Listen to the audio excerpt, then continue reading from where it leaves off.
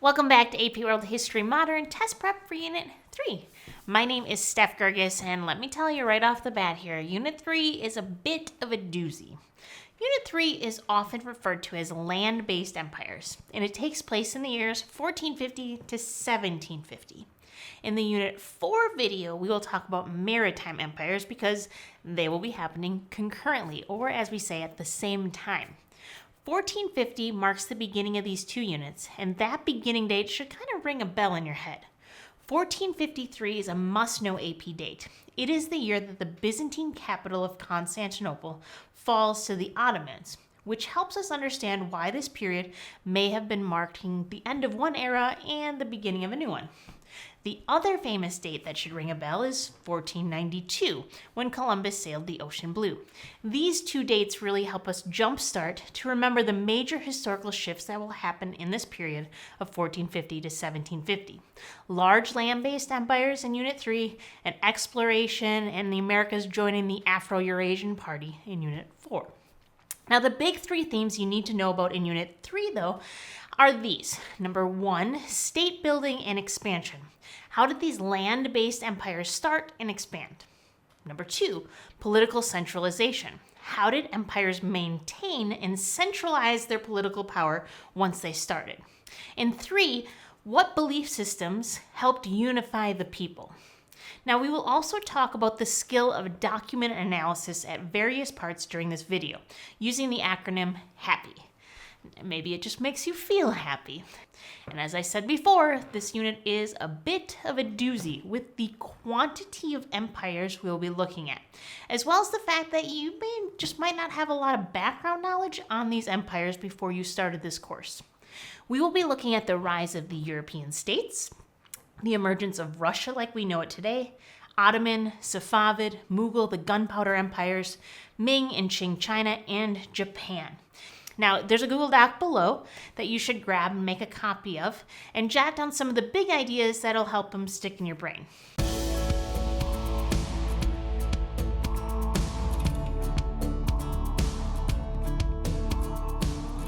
Let's start with Europe. We aren't going to spend a lot of time in this unit about Europe, but the big idea is that Europe is being reborn. Context. Europe has been reintroduced to trade after the Crusades, which brought the unfortunate effect of the plague wreaking havoc on the population of Europe around 1347. Yet another byproduct would be the final blow to the feudal system. The silver lining of those deaths of the plague would be the diminished workforce, which brought increased wages for working peasants, and serfs were no longer tied to their land. The Renaissance was in full swing, where we see a rebirth of classical Roman and Greek works. Again, return to them because the Islamic world had been building on this knowledge for years and years. So what is happening when we arrive in Unit 3 around 1450? Countries that we know today start forming and becoming unified states. The states that you need to know for sure are Portugal and Spain in the Iberian Peninsula, France, England, the Netherlands. When you get into Unit 4, we'll discuss how those states became maritime empires or sea-based empires. But let's not get ahead of ourselves. These empires will centralize their power using the ideology of absolutism, which will also be tied to the idea of divine right. No one could challenge the right to rule as they were granted that right from God, and their power was absolute. And just as we talked about before, these kings and queens legitimized their power in the same way we've seen rulers do this before in the past. They used religion, they sponsored art, and they built big stuff. Catholicism, for the most part, was the unifying religion in Europe, but the new challenger entered the scene in 1517 as these new states were emerging. Martin Luther was a Catholic, a monk indeed, and had some issues with the Catholic Church. He wrote his famous 95 Theses and then nailed it to a door at the church in Wittenberg, which is in modern-day Germany. This pushback of papal power and the papacy, all words that describe really the power of the Pope of the Catholic Church, will eventually lead to this split with the Catholic Church being the Protestant Reformation or Reforms. Eventually, the Counter-Reformation or the Catholic Reformation will address some of Luther's concerns, such as ending the sale of indulgences. Now, again, we're going to stop you there in Europe, but you really just need to know that Europe is being reborn, and it's the beginning of this period that will lead to the scientific revolution and exploration, which will set us up for Unit 4 about maritime empires. To the east, Russia often is considered part of Europe, mostly because culturally it is more European, despite that most of the land is in Asia. Regardless, in 1480, Ivan III, or Ivan the Great, threw off the chains of Mongol rule and refused to pay tribute anymore. Like other European states, he followed the rule of absolutism and established that in Russia. Orthodox Christianity, or Russian Orthodoxy, will be the prevalent cultural unifier, and just like the Byzantine Empire, there will really be no separation of church and state, known as Caesaropapism. Absolute rule will continue with Ivan's grandson, Ivan IV, only he's not so great, but rather known as Ivan the Terrible. He uses the term Caesar to claim the lineage back to Rome. Now, Caesar in Russian is Tsar. He expands the Russian holdings to the east into Siberia, and he will maintain his rule through harsh absolute rule.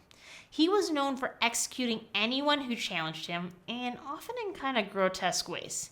You can look that all up on your own, but many questioned his mental state, as you may have really found him in the episode of Criminal Minds today as one of the unsubs.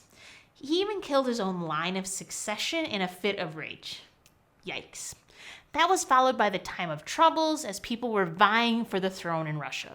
In 1613, a new dynasty began that will last all the way to 1917, the Romanov dynasty. It was founded by Mikhail Romanov, where he too increased the land holdings of Russia all the way to the Pacific and the East, which loops us back to the theme of state building and expansion.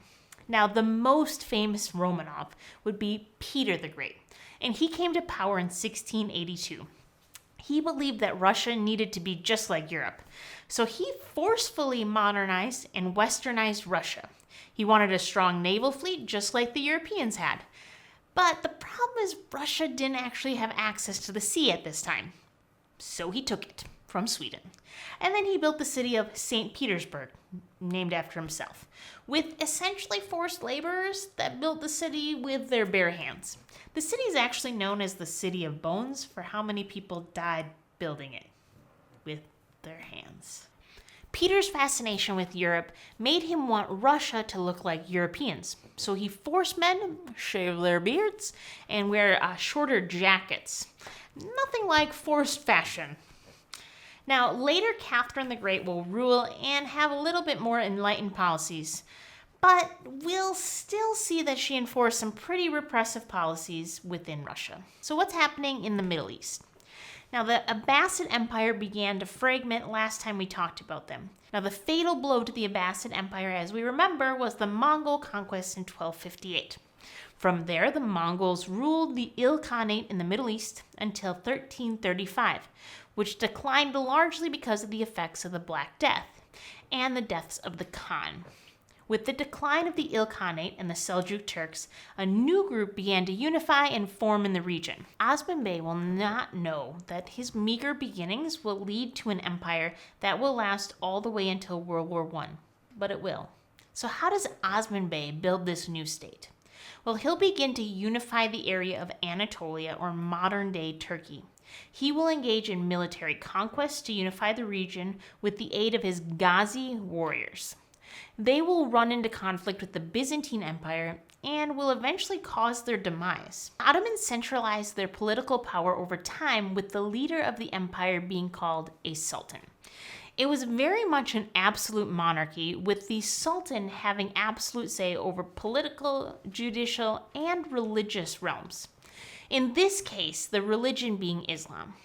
Another powerful role within the government system were viziers, who are high-ranking political advisors in their bureaucracy, and the highest vizier being the Grand Vizier, who would have all these others report to him. Additionally, there would be two other very important terms that you must know about the Ottomans: devshirme and janissaries. The system of devshirme is the system where the sultan staffed their military and their government through. The unique part about this system is who people were that were used to staff these positions. They used young Christian boys from neighboring areas like the Balkans. They were recruited by force or seen as tribute from these conquered areas. A bit of a debate could ensue on if there was slavery, as many would say, or was it really not, as Ottomans outlawed slavery, especially for people of the book. It is true that some Christian families willingly gave their sons to the Devshirme system for greater opportunities that it would allow them. Think of it like a permanent boarding school that allowed them to have sweet jobs in the future. Either way, I'll let you decide. But with the Devshirme system, the Christian boys were taught various skills in politics, arts, and received all this schooling. If the boys had more athletic prowess or were kind of brawny, they would be shifted to join the Janissaries, the elite forces of the Ottoman army. If they are a little bit more brainy and not athletic, they would be sent to work in government positions in their bureaucracy. All of the boys were indoctrinated to be fiercely loyal to the Sultan. As they had no hereditary ties, they couldn't really ever challenge the Sultan's line of succession. Now, another important Sultan that you need to know is Mehmet the Conqueror, who will conquer the city of Constantinople in 1453. This conquest was pretty epic, so let's play in the middle of the video 3 truths and a lie. Which of the following of these is the lie? 1. Mehmet was 42 years old when he led the conquest. Number 2. Mehmet ordered the construction of a log road in which he hoisted boats on land and greased them and then sent the ships over to get around a barrier chain. 3. Mehmet hired a Hungarian who created a cannon that was 27 feet long and could hurl a 600-pound stone ball over a mile. Or 4. The Hagia Sophia, an Orthodox cathedral, was changed to a mosque. 3 truths and a lie. Well, it is true that the Hagia Sophia will be converted to a mosque, and the Ottomans were also known for their gunpowder, and this is one of the major qualities of their military tactics. And it's crazy to me, and doesn't seem possible, but it's true, that a 600-pound stone ball could really be fired from a cannon.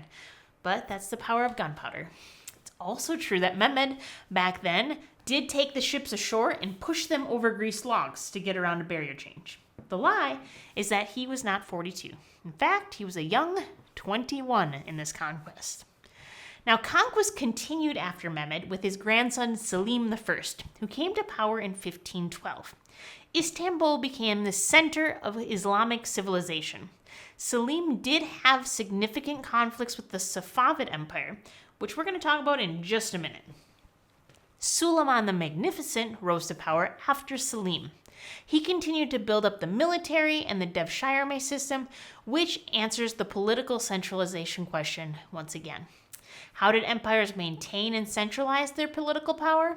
Well, in this case, strong military might with the use of gunpowder, supported by the Devshirme system. He also supported the arts and commissioned the Suleimani Mosque. He was also known as Suleiman as the lawgiver.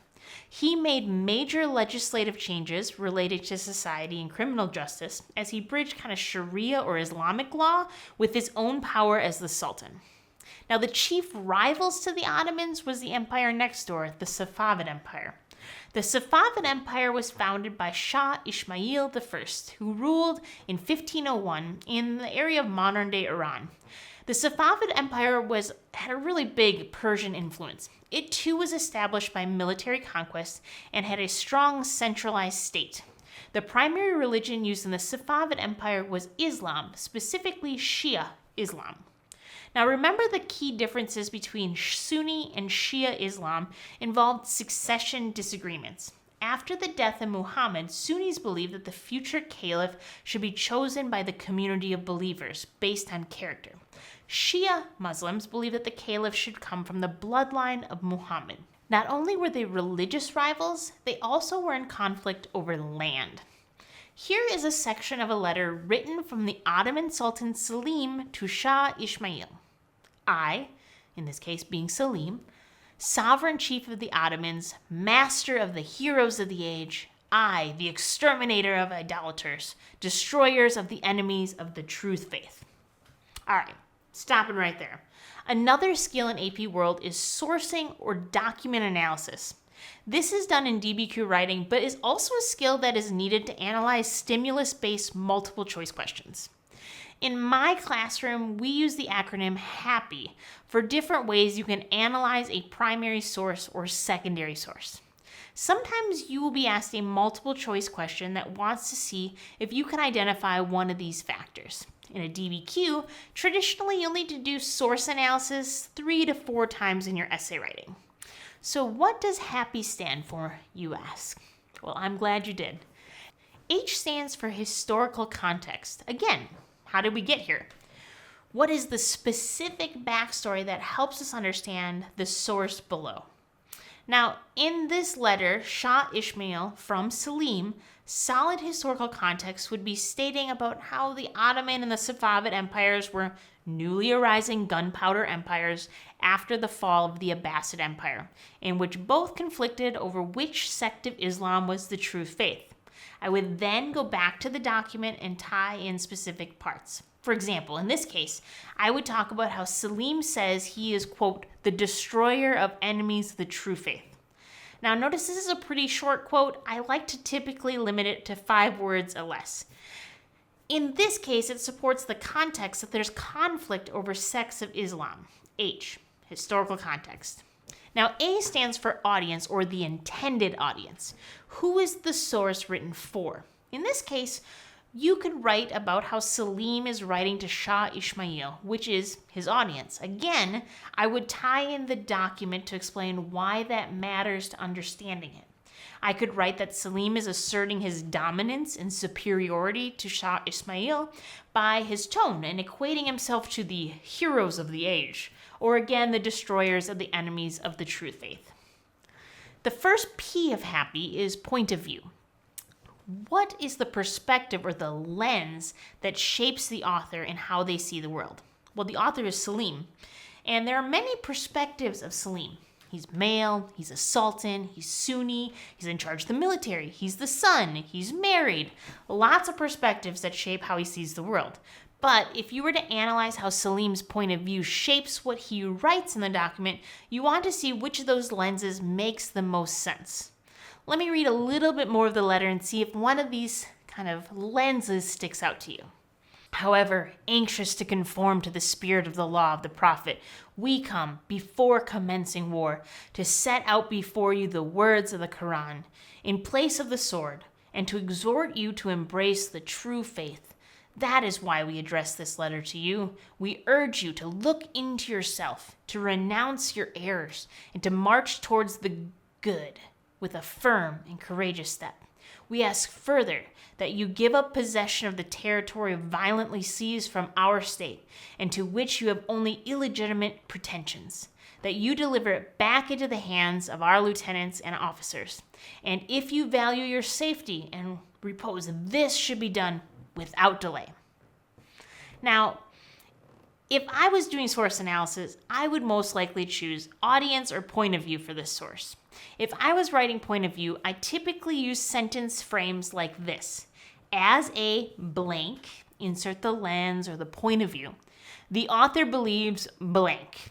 So in this case, as the Sultan and military commander of the Ottoman Empire, Selim not only believes the Ottomans are the followers of the true faith, as he calls Shah Ismail to renounce their errors, but asks that the land that they had taken from the Ottomans be returned. As the leader, he is writing this letter to regain their territory and show his military might. That would be like if I was analyzing point of view. Now, the final part of HAPPY would be purpose. In this case, your job would be to dig into the intended purpose of writing the letter. Typically, this is not my favorite one because most students don't dig deep enough into analysis for this response to get the point. You can't just write the goal was to inform the audience of such and such, or summarize what the document says. In this one, you would have to dig into the fact that while Selim was using some pretty elaborate language to act superior and about the true faith and all that stuff, it seems Selim's ultimate purpose was more about power and regaining territory that they lost to the Safavid Empire. You would need to read between the lines and dig into that. Now, the why in HAPPY is really just answering why to each of those parts that we talked about before. Why does the historical context help us understand what Selim wrote? Why does understanding who the audience is give more weight to the words of Selim? Why does Selim's point of view show the true heart and also maybe his biases? The why of happy makes us understand why it matters. Now, over time, we will see both the Ottoman and Safavid continuing to have conflict with each other for quite some time. But Shah Abbas I of the Safavid Empire reaches a peace deal with the Ottomans in 1590 and also reworks his military to use gulams or slave troops that were extremely loyal to the Shah. His troops also had artillery and musketeers. Now, it's no surprise that the Safavid Empire and the Ottoman Empire were known as gunpowder empires. Now, if we travel down to South Asia, the Delhi Sultanate will be replaced by the Mughal Empire. The Mughals united not just northern India, but southern as well, where the former Hindu kingdom of Vijayanagar was. I feel like the Mughals always end up on the AP test in some form, so take some good notes here. Here are some of the must-know tidbits about the Mughals. It was founded by Babur, who was conquering the Delhi Sultanate. It will continue to be an Islamic empire that rules a majority Hindu population. Babur's grandson is Akbar, and he will rule from 1556 to 1605. And he will continue enlarging the size of the Mughal Empire. He is known for religious tolerance. He is a Muslim, and the majority of his people are still Hindu. But he will eliminate the jizya tax on non-Muslims and even will marry a Hindu princess in kind of this alliance system. In fact, he was very religiously seeking and curious about other religions. He built a temple where he invited teachers from other religions, including Hindus, Zoroastrians, Christians, to converse with him. He also tried to eliminate the practice of sati, where women would essentially commit suicide or throw themselves onto the funeral pyre of their deceased husband as to not burden others. He tried to stop that. He also created a very centralized government system, which was different how empires had worked in the past in India before this time. And it also allowed Hindus to have positions in this new centralized government system. In fact, one of the most famous tourist sites was built during the Mughal rule, which is the Taj Mahal, built by Shah Jahan, which is Akbar's grandson. He built it as a mausoleum for his favorite wife, and he too was buried there as well. Now, religious tolerance and Hindus and Muslims living side by side harmoniously will end with the Mughal ruler Aurangzeb. It was as if he had a campaign to make the Mughal Empire Muslim once again, and passed laws that were pro-Muslim and anti-Hindu. He reinstated the jizya tax on Hindus and destroyed many Hindu temples. Things will continue to get more complicated in the Indian subcontinent as Europeans are exploring, and Indian Ocean trade really increases as everybody wants those spices. Now, these three Islamic empires are often referred to as the gunpowder empires, and you must understand that all three developed through conquest, have centralized bureaucracies, and systems to allow outsiders to have government positions. Now, let's switch gears and look at what's happening in Africa. We talked last time about the kingdom of Ghana and Mali, which will then be replaced by the Songhai Kingdom. We will see some clear continuities with Songhai. They're still an Islamic empire. They're still highly reliant on trans-Sahara trade and exporting gold and salt. Sunny Ali will be a key ruler, and he will conquer the Niger River Valley. He will unify different people groups and will also have a strong centralized bureaucracy. Now, to the south of the Songhai was the Ashanti Kingdom. The Ashanti Empire arose in the late 1600s and was incredibly wealthy due to its trade in gold. It created a loose confederation and united neighboring tribes with their advanced army. As a monarchy, the golden stool was the throne for their king. These thrones were traditionally symbolic of a chief's leadership, but this one embodied the spirit of all the Ashanti people as a unified whole. Eventually, once exploration begins, they will begin to trade with the Portuguese. The Kingdom of Kongo is close to where modern-day Congo is in West Central Africa. It, too, was a monarchy with a king and also traded with the Portuguese. This led to the spreading of Christianity to the region, specifically Catholicism. King Alfonso I of Congo converted personally, which led to many more people converting as well. This region will be a major location for slave exportation in the future, which will undermine this kingdom as European influence becomes more prominent. Finally, even further to the south, on the west coast of Africa, was the development of a smaller trading post known as Dongho in modern-day Angola. We will talk more about this region in Unit 4 because it will be the unfortunate location of a ridiculous amount of exportation of enslaved people from the interior of Africa and the trading posts that the Portuguese begin.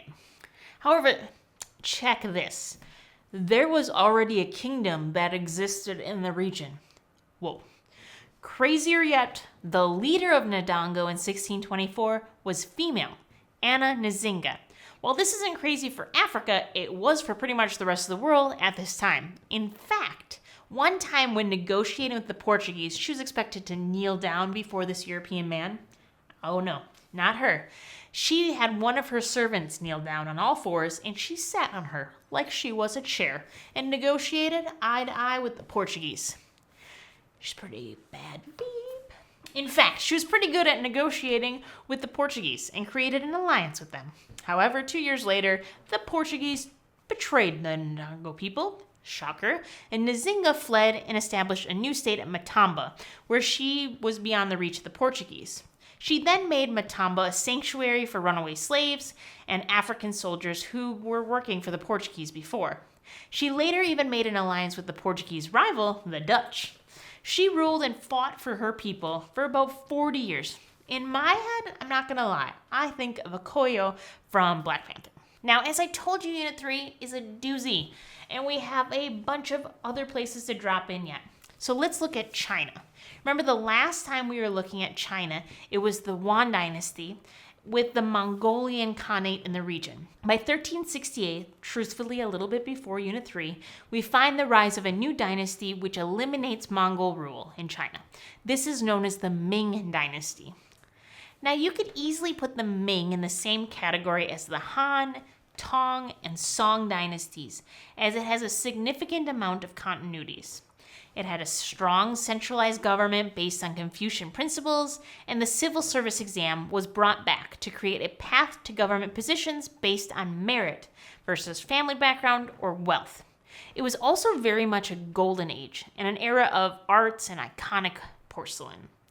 Also, there was a continued demand for Chinese goods, like that Ming porcelain or the silk, which Europeans, specifically the Spanish, paid for with the silver that they find in the Americas.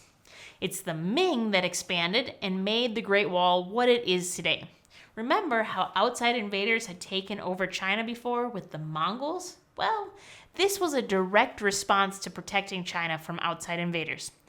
Spoiler, it doesn't really work well, as we'll see with the next dynasty. Emperor Hongwu came to power militarily and really elevated the role of the emperor. While the civil service exam was used for government positions, they really reported to and merely advised him, the emperor. There was even a time when there may have been a plot to overthrow him, and he killed 30,000 people associated with that plotter. Yikes. Well, in more pleasant history, Emperor Yongle is one of the key leaders to remember from the Ming Dynasty. He was the third emperor of the Ming, and he will build the Forbidden City in Beijing and change Beijing to the capital city. The former capital was in Nanjing, which was poorly protected and could easily be taken by outsiders. He will also begin to sponsor naval expeditions in Southeast Asia, India, and even the Swahili coast of Africa. Zheng Hao was a Chinese navigator who led these expeditions with fleets much larger than any other navigators of this age, like Columbus or Da Gama. Now, his goal was to establish new trading partners and explore new lands. Many times people offered Zheng Hao's magnificent treasure fleet gifts or tribute to form alliances, and he brought those things back to China, things like spices and paper products and a whole bunch of animals. It's recorded that he brought back zebras and lions and elephants, rhinos. I'm not going to lie, I don't even know how that's possible, but it gets to the point that his ships were not small. and how foreign powers offered gifts to show respect to this huge naval fleet. After Yangla's death, these expeditions ceased as well, and China turned inward and isolated from the rest of the world. A historian from the following dynasty, the Qing, wrote in 1644 that Emperor Yangla acquired goods and treasure without name, and there were too many to be accounted for. Yet, they did not make up for the wasteful expenditures of the Middle Kingdom, that referring to China. Now, if I was going to do some document analysis using Happy, I would be looking for the one that stood out the most. Remember, our options are historical context, audience, point of view, and purpose. I feel like point of view and audience would be trickier with this source, as it's historian and the audience isn't really spelled out very clearly.